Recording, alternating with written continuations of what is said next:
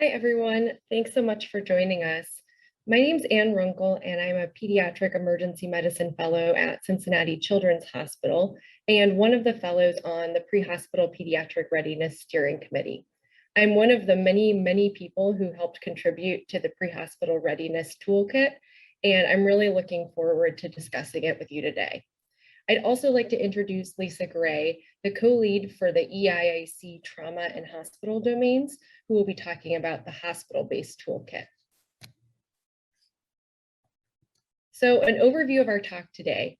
First, I'm going to talk about the background that led up to the development of the toolkit. Then I'll give an overview of the pre-hospital toolkit, as well as a detailed walkthrough. After the walkthrough, I can discuss any questions you have, as well as any suggestions for additions or future directions.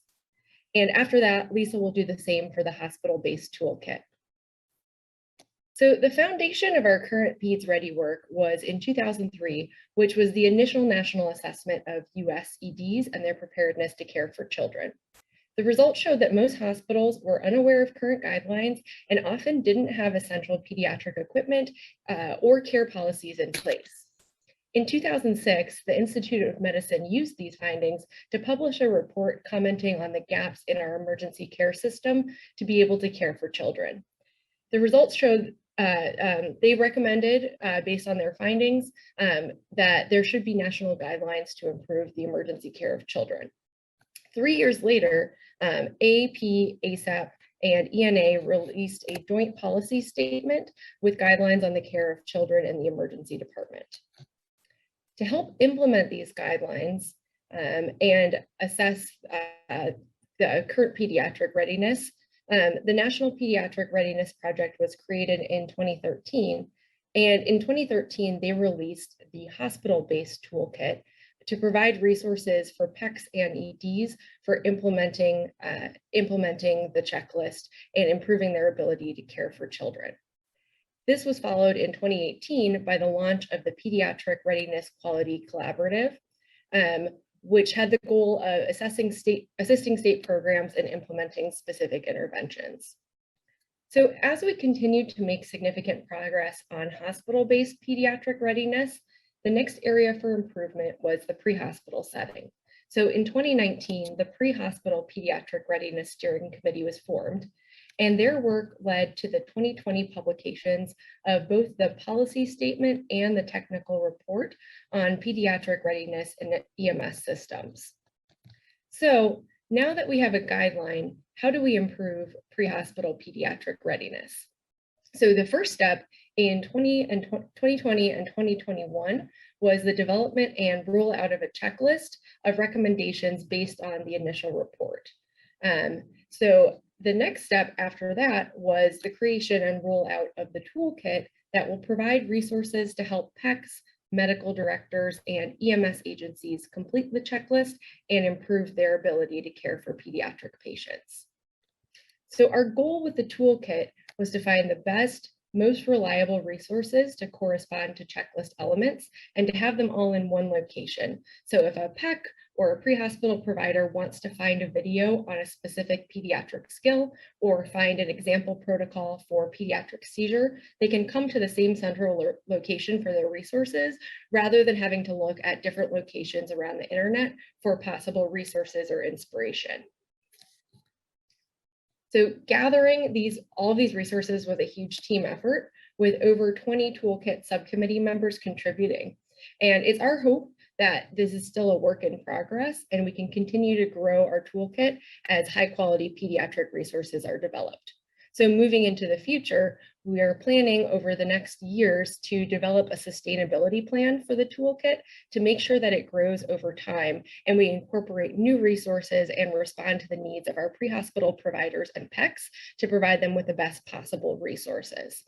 And then after this toolkit has been available, the final step is going to be disseminating the assessment in 2024 to gauge what the current state of our pre-hospital pediatric readiness is.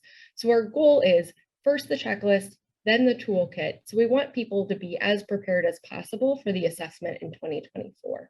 And the goal of our toolkit is, again, it should be ideally kind of a living document where we can add and remove resources responding to the needs of the community.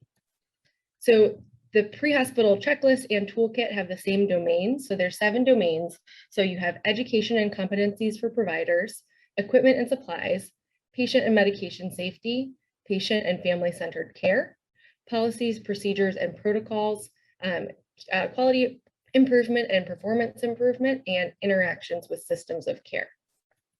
So I'm going to stop talking about the toolkit now and actually show it to you, which I hope will be more interesting and can generate some questions. If you'd like to join on your phone, there's a QR code that will link to the toolkit itself. And Rachel's going to put a link in the chat for people who want to join on their computer instead.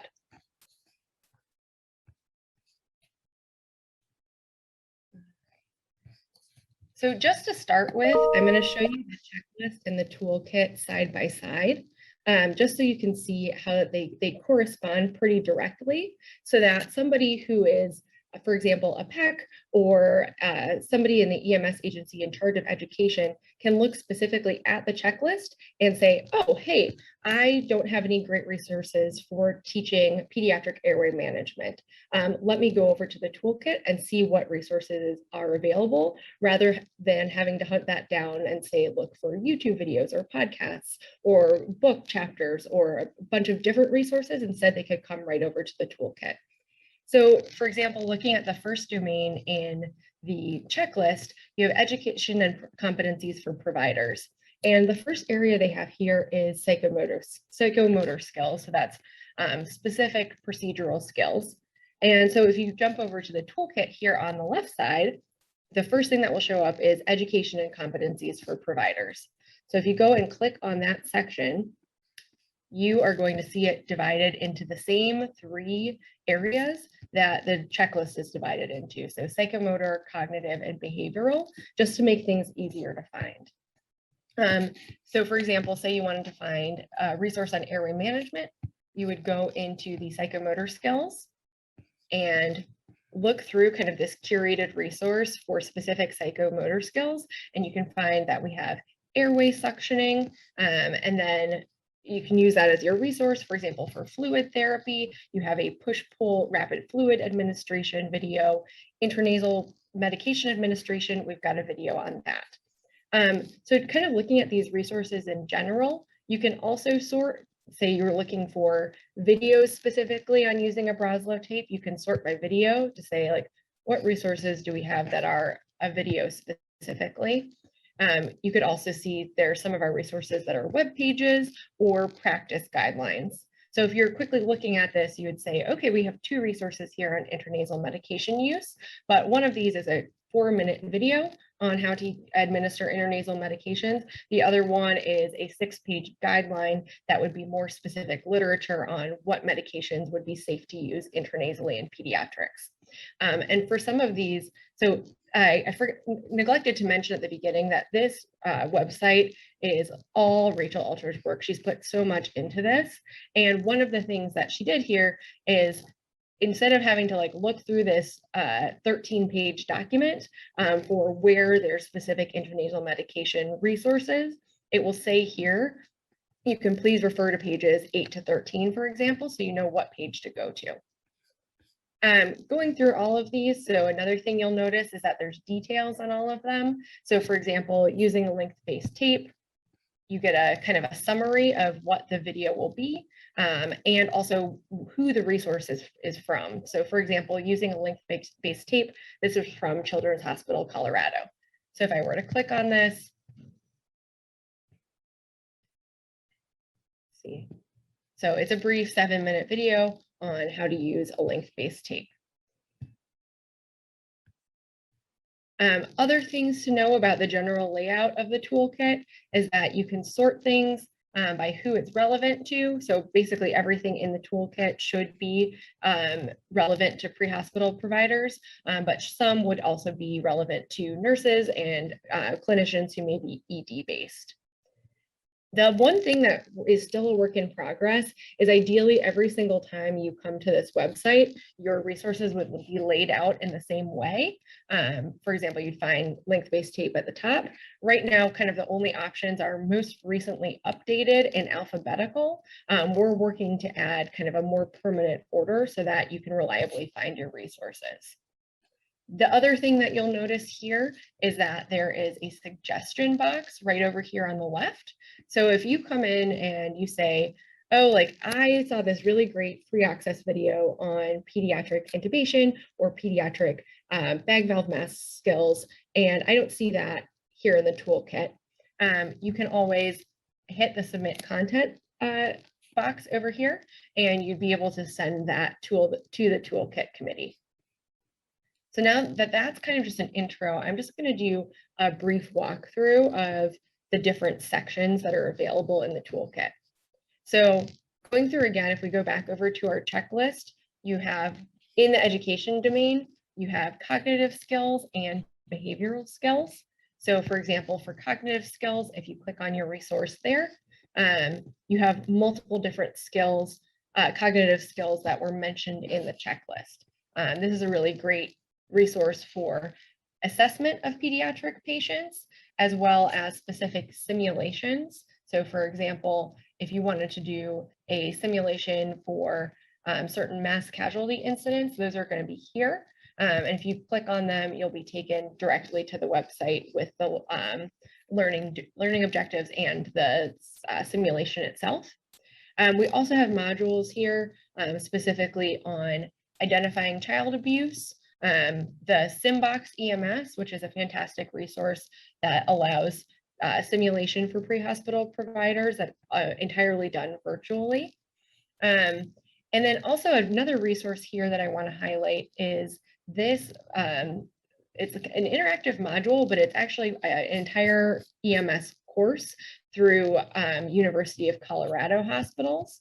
So this is a completely free course that goes through pregnancy, but also infancy and pediatrics. So if people follow this link and enroll, they're able to get some really fantastic videos on neonatal care, pediatric pathology, and interventions. So going back to that, again, we let you know kind of in the details of the section what you're getting into. So for example, here, you might just say, oh, what's emergency care? But if you take a look, it's actually 39 videos. It takes you about 4 hours to complete, and you've got 14 readings. Other things we'll have here are things like kind of policy statements on handoffs and other assessment tools. And going back through the last one, so the final subsection of the education domain is the behavioral/communication skills. And this is where we have a lot of resources on communication with pediatric patients, managing frightened children, children with special health needs, and also specifically resources on disparities in EMS and healthcare, as well as cultural competence. And then you'll also notice that for some of these resources, so if we go back here, for some of these resources, you'll notice they fall into multiple different document types. For example, managing the frightened child, that's a really great resource. It is an article, but it also has embedded videos. So if you wanted to teach, for example, like tips and tricks for dealing with frightened children, you have an article itself, but there's also embedded videos that you could show at an education conference. All right, so that was the first one. That's kind of the biggest deep dive since it was the introduction to the toolkit. I'm briefly going to go through each of the other sections just to show you what's available. So the next area of the checklist is equipment and supplies. If you click through here, this is relatively straightforward compared to education. You basically have recommended equipment, recommended products, and then what you have is equipment checklist examples.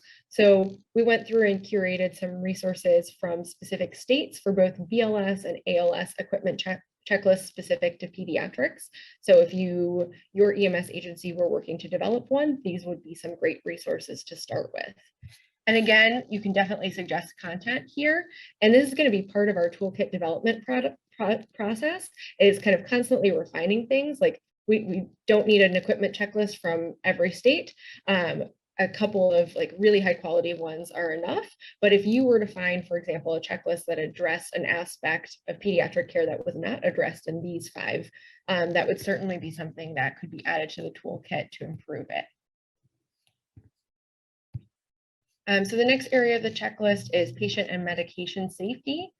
Again, going through here, we have a couple of great categories of resources. This one is more straightforward. It's focused on safe medication dosing and safe transport. So under safe medication dosing, we have a great lecture on volumetric dosing and its potential for reducing errors in pediatric medication administration.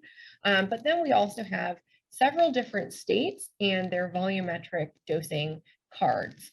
So for example, if you're EMS agency or kind of a state program, we're working on making volumetric dosing aids for your ambulances, this would be an example of where to look.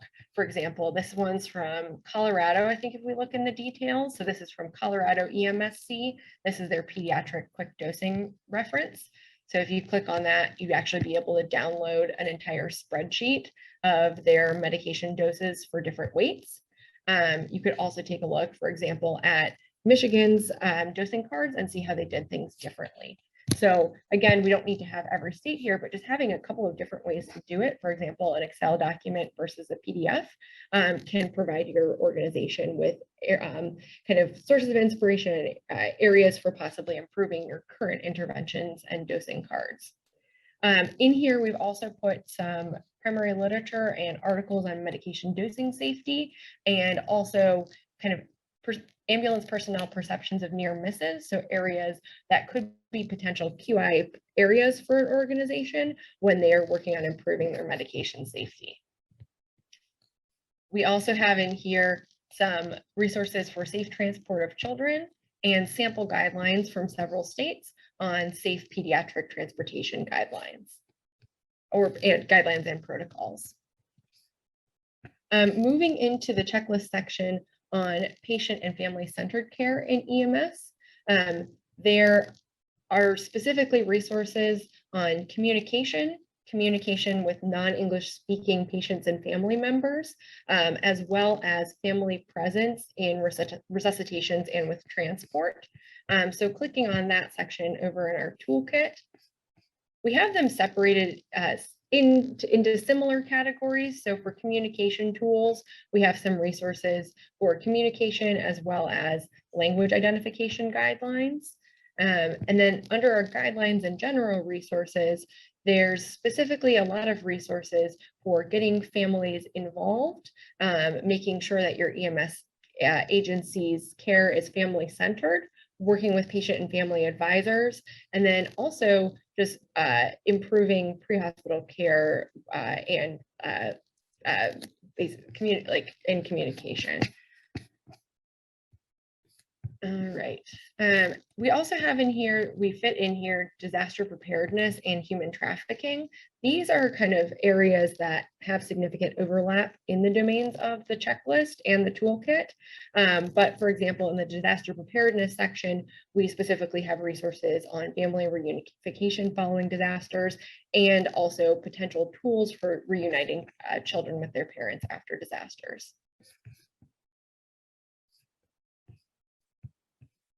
So moving to the next section, so this is a large one. So it's policies, procedures, and protocols.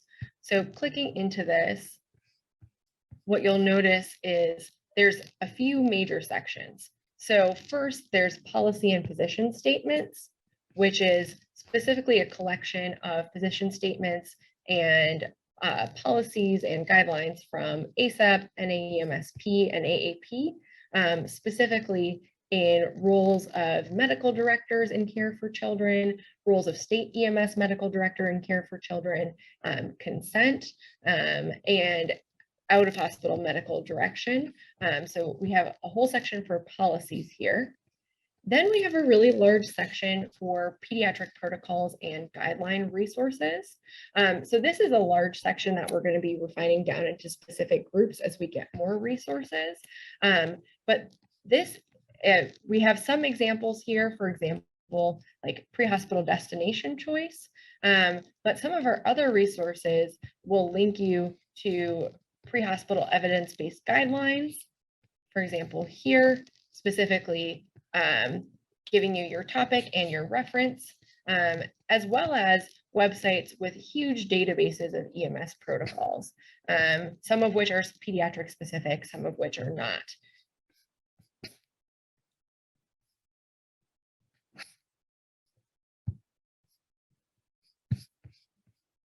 And then our final category here is dispatch and pre-arrival resources. So specifically here, we have some examples, for example, LA County dispatch pre-arrival instructions, guide cards, and then specific pre-arrival and dispatch instructions for patients who are non-English speaking.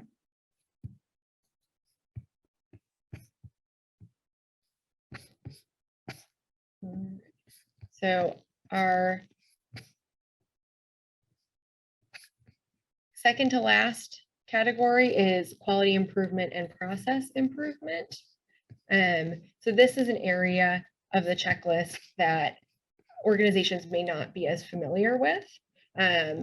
Some they may be familiar with, such as like your PI process, including pediatric encounters, pediatric specific measures, and like processes to track pediatric centered outcomes. So this really just serves as a resource for possible areas for QI and PI projects.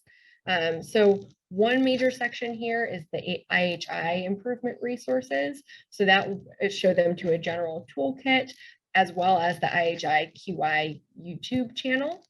And then we have here the NEMSQA pediatric measures, specifically estimated weight in kilos, beta agonist for pediatric asthma, as well as pediatric respiratory assessment. So this could be a real jumping off point for organizations who are looking to develop pediatric specific quality improvement. And our last section of the checklist is interactions with system of care. So here specifically are the categories of mental health care, disaster triage, mass transport, family reunifications, and understanding local and regional capabilities. So here again, we have this separated into several sections. So mental behavioral health, we have handoffs, transfer of care, disaster preparedness, and human trafficking. So for mental behavioral health, this specifically is mental and behavioral health for EMS providers. Kind of our bereavement resources for families, we're in the family-centered section of the toolkit. For disaster preparedness, here we have more resources than we had in the earlier sections. And again, this will be family reunification, but also multiple different kind of disaster-centered scenarios, such as pediatric disaster triage with the Jumpstart method, planning for disasters, and then checklist tools, as well as games that could be used during education. And we finally have a section here on handoffs and transfer of care in the emergency department for kind of examining that interaction for pre-hospital providers. And then I haven't come across it here, but some of these resources that are interactive modules might require a password. If there are any that require a password or require certain permissions, we'll put it in the subtitle beneath the resource so people won't get frustrated going to a resource and not being able to access it. So that's the initial look at the pre-hospital toolkit and how to use it. I haven't been able to see the chat during the video, but I'd love to answer any questions you might have, as well as any suggestions for how to improve this and make it the best possible resource for our pre-hospital providers.